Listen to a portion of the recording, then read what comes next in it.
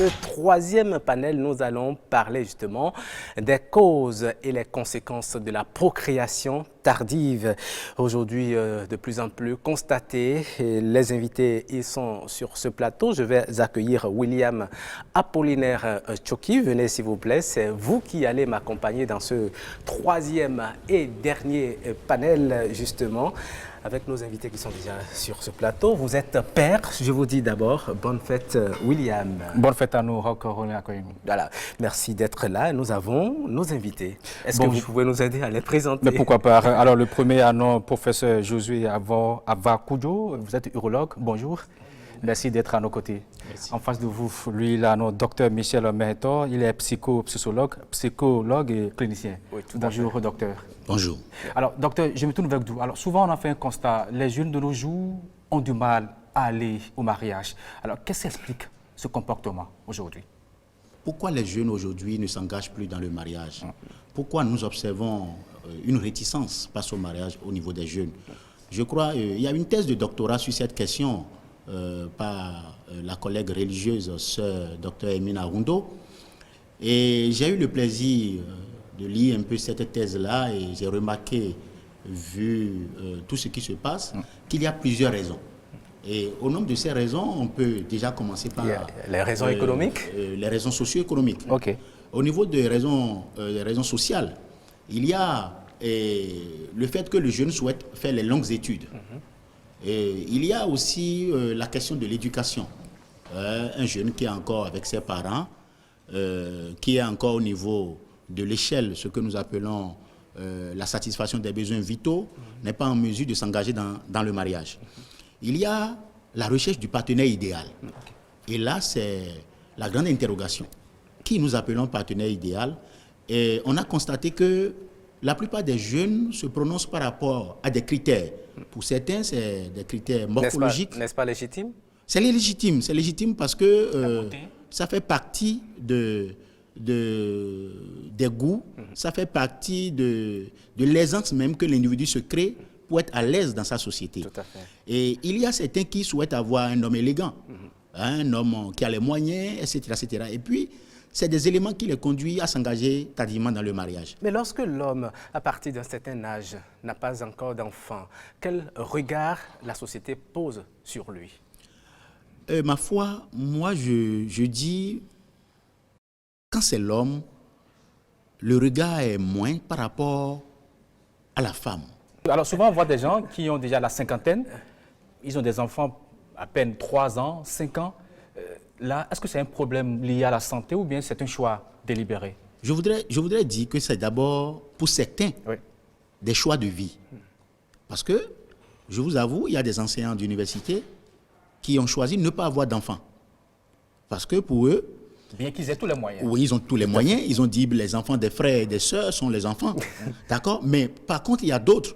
Et comme l'a dit M. Roch, le médecin urologue est là.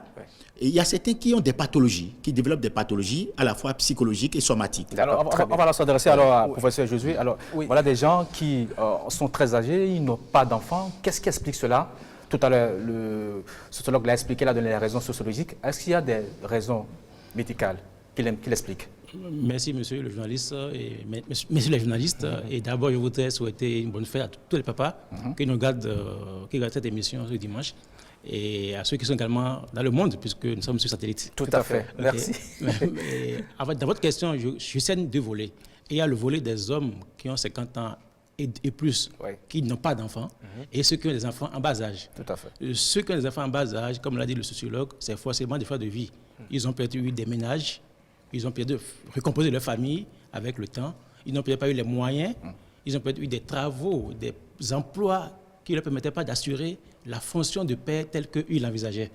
Ils ont eu une fonction peut-être où il y a beaucoup de mobilité, ils ont voulu peut-être être plus stables, pouvoir fonder un foyer. Maintenant, est-ce que vous recevez en consultation des hommes qui désirent avoir d'enfants? Si, nous retenons souvent des hommes qui désirent avoir un enfant. Les plus fréquents cas, c'est des gens qui ont eu des maladies qu'ils ont ignorées. Lesquelles, par exemple? Des hommes qui ont eu parfois un testicule malade. Et ils n'ont pas su. Des maladies qui auraient dû être dépistées depuis l'adolescence à l'université, lors des visites médicales. Et ils découvrent tardivement que leur mal aurait pu être prévenu. Mais si la personne ne sentait pas une douleur, est-ce qu'il y a une manière très simple de savoir que son testicule est malade? C'est la raison pour laquelle, lorsque vous êtes en ménage avec une femme, au bout d'un an de rapport sexuel, sans mesure de contraception, et que l'envie d'avoir un enfant est là, que vous n'avez pas d'enfant, au bout d'un an, il faut aller voir un médecin, idéalement un neurologue, pour pouvoir vous dire, ah, monsieur, soit vous êtes né infertile, parce que nous ne parlons pas de stérilité. C'est possible? Oui, on peut naître. Si vous naissez sans testicule, vous êtes infertile. Il y a des hommes qui ont l'apparence d'hommes, mais qui ont des chromosomes de femmes. Okay. Ouais, donc ils sont très beaux, mignons, mais en réalité, leurs chromosomes ne sont pas des chromosomes de cellules d'hommes. Donc il faut dépister ces genres d'anomalies. Et puis il y en a, le testicule est dans le ventre. Et il faut les opérer tôt, avant 1 an. Un garçon qui a 1 an, c'est le moment idéal pour faire sortir les testicules qui ne s'est pas sortis. Il y en a, c'est l'orifice de la verge, excusez-moi le terme, qui n'est pas en bonne situation. Vous avez des hommes, l'orifice par lequel le liquide procréateur va sortir, l'orifice-là est tellement postérieur vers les testicules, si bien que quand il fait l'amour, le liquide ne va pas dans le corps de la femme. Okay. Et donc, c'est des opérations qu'il faut réaliser dès l'enfance pour rallonger le tube pour que, quand il fait rapport sexuel, le sperme puisse se déposer dans le corps de la partenaire. Alors, tout à l'heure, le docteur expliquait quand même qu'il y en a qui choisissent de ne pas le faire très tôt, ces enfants. Mais vous savez, chez la femme, déjà à 35 ans, on commence à paniquer. Mais chez l'homme, on se dit, OK, même à 100 ans, je peux avoir d'enfants. Est-ce que c'est toujours possible? C'est toujours possible, mais il est très important de souligner, je crois que le collègue va revenir sur ça, il est très important de souligner que plus l'homme évolue en âge, plus la qualité du sperme diminue. Et donc, il y a la possibilité que vous ayez des enfants... Mais c'est toujours là? Oui, vous ayez des enfants mal formés. OK. Lorsque vous prenez de l'âge. Mais je voudrais revenir un peu en arrière sur... Et parfois aussi par rapport à ça, lorsque vous avez un âge assez avancé et que c'est à cet âge-là que vous avez d'enfants, la société estime que ce n'est pas le vôtre. Oui, c'est bien possible, mais ça dépend des conditions dans lesquelles vous avez eu l'enfant. Il y a aussi ces conditions-là. Il y a la femme qui est avec vous, il y a ces comportements que la société observe. Et moi, j'ai connu des couples qui ont eu tardivement d'enfants, mais il n'y a eu aucun problème. Alors, ce que je voudrais dire par rapport à la préoccupation de votre collègue animateur, c'est qu'il y a des hommes, par exemple, qui développent ce que nous appelons anéjaculation. C'est-à-dire des éjaculations rétrogrades. C'est-à-dire, au cours d'un rapport sexuel, par exemple, ils n'arrivent pas à éjaculer. Et on a constaté au cours des séances d'entretien clinique que souvent, ça peut être lié, par exemple, à des comportements addictifs. Voilà des gens qui aiment regarder des accros, des films pornographiques sur les sites Internet et qui reçoivent des excitations pas possibles qu'ils ne trouvent pas dans la réalité. Et ça fait qu'à leur niveau, ils ne trouvent pas... ils ne sont pas excités. Vous voulez dire que face à une femme, ils ne sont pas du tout excités. Ils ne sont pas du tout excités parce qu'il y a un fossé entre la réalité et l'imaginaire. Okay. Mais au-delà, vous constatez aussi qu'il y a des individus pour des tabous sexuels d'ordre religieux ou éducationnel qui n'aiment pas aussi souiller les femmes et qui ne s'approchent pas des femmes. Et cela peut aussi expliquer le fait qu'ils observent longtemps avant de procréer. Est-ce que vous voyez? Non. Et si vous permettez, ces hommes-là, la plupart du temps, ils grandissent en âge. Et au moment où ils décident maintenant d'avoir des enfants, ils ont des problèmes. Okay. Est-ce que l'alcool, la consommation des produits psychotropes n'est aussi pas à la base de ces procréations tardives au niveau des hommes? En réalité, les toxiques, l'alcool et surtout le tabagisme est un facteur de destruction des cellules qui produisent les spermatozoïdes. Si bien que, actuellement, nous voyons à Cotonou la mode des jeunes adolescents qui fument dans les bars, mais ce sont des stériles en puissance dans le futur. Okay. Parce que vous dites est suffisamment grave. Ah oui, mais bien sûr. Même les vendeurs d'essence. Oui. Donc, ces jeunes qui, maintenant, c'est une rivalité de qui fume plus que qui, mais d'ici 20 ans, 30 ans, on va les retrouver ont besoin d'avoir un enfant, ils ne pourront pas. Mais la pollution atmosphérique aussi, hein, Si, parce si, que si, nous si, inhalons si. du gaz. Et non seulement ça, il y a ce que nous appelons les perturbateurs endocriniens. C'est tout ce qui est substances artificielles que nous pouvons trouver dans le plastique, dans les parfums, dans les colorants, parfois dans les repas, qui nous intoxiquent et à des degrés divers du fait de l'environnement. Si bien qu'aujourd'hui, on estime que les hommes d'aujourd'hui sont moins fécondants, fertiles que les hommes d'avant, parce que nous sommes plus exposés à des perturbateurs endocriniens. Alors justement, pour ne pas être victime justement de ces situations, que recommandez-vous aux hommes? Est-ce qu'il faut très tôt commencer à faire ses enfants ou bien il y a un âge donné auquel il faut faire ses enfants? Nous savons qu'entre un géniteur et un papa, il y a une différence. Il ne faut pas être géniteur très tôt si on n'a pas la responsabilité d'être papa. Donc, je ne veux pas dire d'être progrès très tôt. Par contre, il faut être vigilant. Il faut que les garçons apprennent à toucher le testicule. Se regarder dans le miroir, dire, est-ce que j'ai le testicule? Ça, c'est la première chose. Que les mamans regardent le papa, voici le garçon, enfant garçon, a les attributs qu'il faut. Et d'ailleurs, je reçois beaucoup de mamans, voilà, je reçois des mamans qui disent, ah, mon garçon, il est bizarre. Et docteur, et je conseille, et je regarde, et je donne mon avis d'expert. Donc, il y a une question qui n'a pas eu trop de réponse. Est-ce que c'est souvent une malchance de dire d'attendre très longtemps avant d'avoir d'enfants? Parce que tout à l'heure, le docteur l'a dit qu'il y a des spermatozoïdes qui sont plus forts. Effectivement, plus on prend de l'âge, le corps humain vieillit. Et donc, tout ce que nous produisons vieillit. Et le risque de malformation d'enfants malformés augmente avec l'âge. Il faut dire que le corps de la femme est régulé pour éjecter de son corps un enfant malformé. Et donc, parfois, il y a des familles, il y a des fausses couches répétées, parce que l'enfant qui était en conception n'est pas bon. Donc, mais quand on prend de l'âge, le corps n'est plus très précis dans le contrôle. On peut avoir des enfants malformés avec l'âge. Merci à vous. Vous savez, aujourd'hui, c'est la fête des pères. Nous avons posé une question aux citoyens dans la ville de Cotonou. Nous leur avons demandé si les pères sont célébrés justement ce jour. Eh bien, ils ont répondu. Les femmes aussi ont répondu à la question. Je vous prie de les écouter au micro de Mylène Fanou. La fête des pères s'organise très bien chez moi à la maison. C'est une manifestation où les enfants, la maman cherchent à créer la joie autour de moi. De petits cadeaux, de petits câlins. Mon père, je l'adore beaucoup.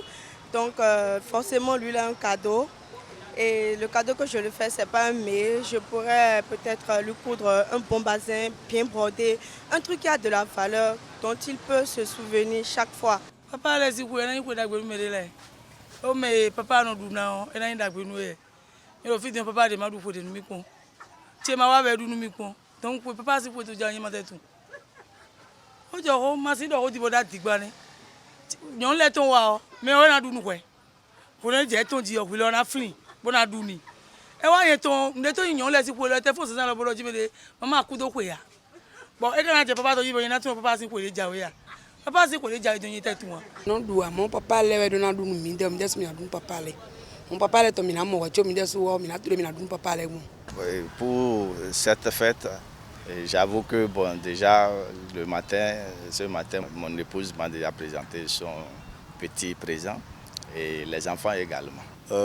Même les médias ne s'occupent pas trop de la fête des pères. Peut-être que certains pensent que les pères ne méritent pas, mais moi je crois que c'est quand on pense aux deux qu'il y a l'équilibre au niveau de la famille. Moi, j'aimerais quand même qu'on fasse égalité. On fait des cadeaux à la maman, on fait aussi un bon cadeau au papa, puisque ce sont les deux géniteurs que nous avons. Il y a des papas ils ont des enfants, mais qui ne jouent pas leur rôle. Eux, ils ne méritent pas d'être papa. Donc, on ne peut pas leur souhaiter une bonne fête quand même. Mais c'est quoi les deux télé? Ni les deux que disent que quand on analyse beaucoup quoi ni on donne des faire des pères donne des faire des mères des et na barrer ni ici. Voilà, vous venez de suivre justement ces citoyens qui, certains ont même estimé que la fête des pères ne mérite pas d'être célébrée. Je vais rapidement recueillir les réactions en 30 secondes de nos invités. Je commence par Dr Michel Merinto. Alors, vous savez, ces personnes-là, certainement, ont leur raison. Mais je crois que les hommes n'ont jamais rien demandé. Tout simplement parce que, vous voyez, même la question de la fête des femmes et autres, c'est les pays occidentaux qui alimentent fondamentalement cette fête-là. Et déjà à l'approche d'une fête de femmes, vous voyez, nos femmes ont choisi des pagnes. Elles ne savent pas fondamentalement ce pourquoi elles fêtent. Vous les voyez en train de marcher dans la rue. Vous voulez dire que même si on ne vous souhaite pas bonne fête des pères à la maison, ça ne vous dira rien. Parce que un père reste toujours un père symbolique, reste toujours une autorité. Et c'est le père toujours le représentant du roi, de Dieu sur terre. Merci beaucoup, merci beaucoup, docteur Michel Mereton. Je vous laisse la parole à vous aussi, docteur, professeur Josué Avakoudiawé. Merci. Je pense que même si on ne fête pas la fête des pères, dans notre langue en Fongbe, la fête des pères existe déjà. C'est ça. Le père, l'homme, c'est le roi. Donc, chaque vendredi, quand on parle, depuis toujours, donc ce n'est pas nouveau. D'accord, très bien. C'est comme le monde. Et pour terminer cette émission en beauté, nous avons une surprise pour les pères. Nous allons inviter sur ce plateau le duo Landry qui va nous faire quelque chose rapidement. Venez s'il vous plaît. Ils sont des artistes, des instrumentistes. Ils ont concocté rapidement quelque chose pour les pères, spécialement en ce jour. S'il vous plaît.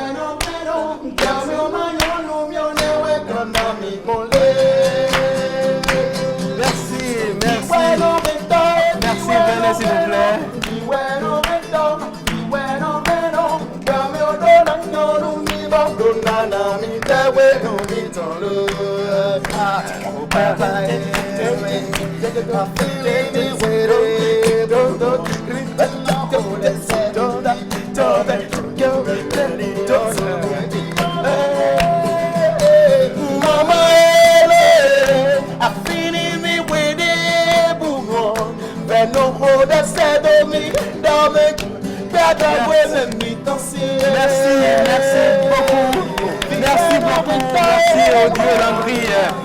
Nous venons de terminer cette émission en beauté. Merci à tous ceux qui nous ont suivis.